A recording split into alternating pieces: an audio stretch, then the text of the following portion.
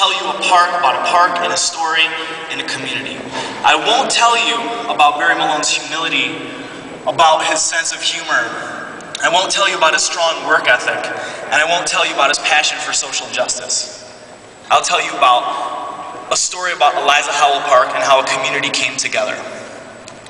Many of you may know I've read some stories about Eliza Howell Park and the threat that has come upon it in the recent year.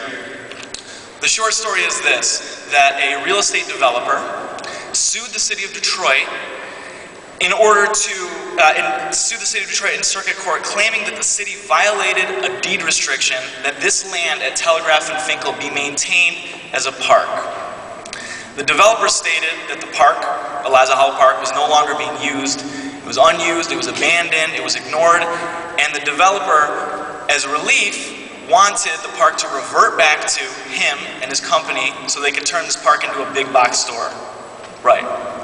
So, if you're unfamiliar with Eliza Howell Park, it's located in northwest Detroit in the Brightmoor neighborhood, Telegraph and Finkel area, and it's used all the time. It's got bike trails, there's playgrounds there,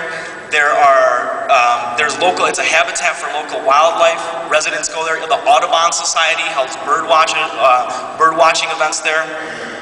And it's true that the Eliza Howell Park had stopped being maintained by the city of Detroit due to budget considerations. It's true that the swing set was not in repair. It's true that there were potholes. It's true that ultimately the grass wasn't cut like it should be. But it's also true that this park is a community asset that's used by the community all the time.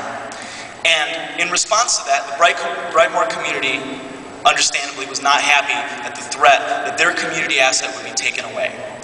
So they came together and they formed what is now Friends of Eliza Howell Park, and they sought out legal assistance from CLR. Specifically, they wanted CLR to help file a motion to intervene on behalf of the defendant, the city of Detroit, and defend against the lawsuit.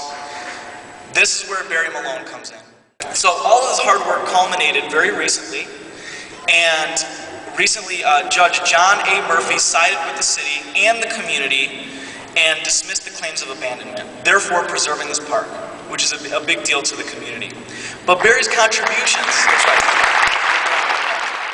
Importantly, he galvanized the community to come together where they maybe hadn't done so before, or didn't, have the impetus or the will to do so before, come together and now make this park a better place for everyone. It all serves not only Detroit residents, but Redford residents. It's a beautiful park. The Rouge River goes there.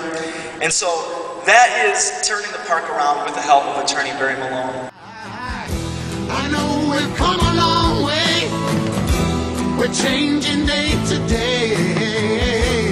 Tell me, where do the children play?